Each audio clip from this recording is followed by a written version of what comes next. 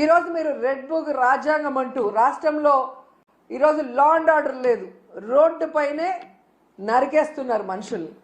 అలాగే ఎవరు నోరు తెరిసినా వాళ్ళ మీద కక్ష సాధింపుగా తప్పుడు కేసులు, ఒకటి రేప్ కేసు లేదా అటెంప్ట్ మర్డర్ కేసు లేదా ఎస్సీ ఎస్టీ కేసులు పెట్టి చట్టాన్ని కూడా తమ చుట్టాలుగా వాడుకోవాలన్న ప్రయత్నం చేస్తున్నది నిజం కాదని నేను అడుగుతున్నాను. అలాగే ఈరోజు మీరు చూస్తే ఈ చంద్రబాబు నాయుడు లోకేష్ చేస్తున్న పనుల వల్ల ఈ రాష్ట్ర ఇమేజ్ దెబ్బతినటం వల్ల ఈరోజు దావోస్లో పారిశ్రామికవేత్తలు ఒక్కటంటే ఒక్క రూపాయి కూడా మనకి ఎంఓఈ చేయకపోవడం చాలా బాధాకరం. ఎందుకంటే ఈరోజు వీళ్ళు దాదాపుగా ఈ స్పెషల్ ఫ్లైట్లు, కోట్లు, బూట్లు, సూట్లు కని వీళ్ళ ఖర్చులకే 20 కోట్ల పైగా అయింది. కనీసం ఆ దారి ఖర్చులకి అయిన డబ్బైనా ఎంఓఈలు చేసుకొచ్చారంటే సిగ్గుచేటు. మాటలేమో ఇంత చెప్తారు కానీ పని చూస్తే జీరో. సో అందుకే అంటారు గొప్పలు చెప్పుకోవద్దయా తిప్పలు తప్పవని. కానీ చంద్రబాబు నాయుడు వినడు. ఈరోజు కేవలం తన కొడుకుని ప్రమోట్ చేసుకోవడానికే దావోస్కి వెళ్ళాడు.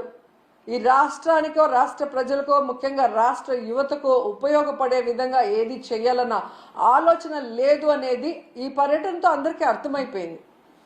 ఎందుకంటే అంత పెద్ద వేదిక మీద సీఎం చంద్రబాబు నాయుడు గారు మా రాష్ట్ర ఆర్థిక వ్యవస్థ చితికిపోయింది, చాలా పేద రాష్ట్రంగా మేము మిగిలిపోయాం అని అంత పెద్ద వేదిక మీద చెప్తే ఏ పారిశ్రామికవేత్త వచ్చి ఇన్వెస్ట్ చేస్తాడు? అసలు ఎందుకు అలాంటి మాటలు మాట్లాడాల్సి వస్తుందో నాకు అర్థం కావట్లేదు. ఎలక్షన్స్ ముందు కూడా దాదాపుగా 14 లక్షల కోట్ల అప్పు ఉందని చెప్పి అబద్ధాలు చెప్పటం, ప్రజల్ని కన్ఫ్యూజ్ చేయటం. తీరా మొన్న అసెంబ్లీలో చూస్తే బడ్జెట్ డాక్యుమెంట్స్లో 6.5 లక్షల కోట్లు మాత్రమే అప్పు ఉంది అని చెప్తారు. రాష్ట్రం విడిపోయాక నువ్వే కదా మొదట ముఖ్యమంత్రిగా 5 సంవత్సరాలు ఉన్నావు. నువ్వు ఎంత అప్పు చేసి దిగిపోయావు, 5 ఏళ్లలో మేమేం చేసామో చెప్పాలి కదా జనాలకి. కానీ బయట ఒకటి లోపల ఒకటి మాట్లాడటం. ఏదైతే ఆంధ్రప్రదేశ్లో అబద్ధాలతో కట్టుకథలతో పచ్చ మీడియాతో ప్రజల్ని మభ్యపెట్టారో అదే విధంగా దావోస్లో కూడా మీరు మభ్యపెట్టాలన్న ప్రయత్నం ఈరోజు పెట్టుబడిదారులు పారిపోవడానికి కారణం కాదా చంద్రబాబు నాయుడు, లోకేష్ అని నేను అడుగుతున్నా. ముఖ్యంగా జగన్ గారు